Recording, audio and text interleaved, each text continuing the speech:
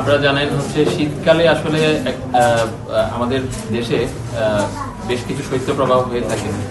কিছুদিন আগেও একটা শৈত্যপ্রবাহ গেছে এবং সামনে আরো কিছু শৈত্যপ্রবাহ আসছে। আমি চাই আপনাদের সকলকে নিয়ে সাথে নিয়ে সেই সুযোগটি যথাযথভাবে হচ্ছে পালন করার জন্য।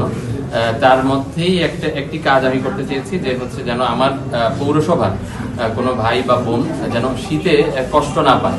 তো আমি যখন দেখতে পাচ্ছিলাম যে এই বছর শুরুতেই একটি শীতের একটি প্রকোপ, তখনই হচ্ছে আমরা সবাই মিলে কথা বলে, আমরা যারা আছি এখানে সবাই মিলে কথা বলে দেখতে পেলাম যে হচ্ছে এই সময় খুব দ্রুতই আমাদের কম্বলটি অ্যাটলিস্ট বিতরণ করে ফেলতে হবে, যেন হচ্ছে আমাদের যারা হচ্ছে সাধারণ নাগরিক যারা আছে, গরিব দুস্থ যারা হচ্ছে শীতে কষ্ট পাচ্ছে, তারা যেন হচ্ছে সেই কষ্টটি কিছুটা হলেও লাঘব করা যায়।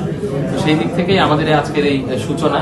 এমন না যে হচ্ছে আমরা আজকে কম্বল বিতরণ করে আমাদের কার্যক্রম শেষ। আমাদের কিন্তু এই কার্যক্রম সহ সকল প্রকার আপনাদের সকল প্রকার সেবা প্রদানের কার্যক্রম অব্যাহতভাবে চলমান থাকবে। আপনারা জানেন, আপনাদের যে কোনো প্রয়োজনে, যে কোনো আইনগত সহায়তায় কাঞ্চন পৌরসভার দ্বার সবসময় খোলা।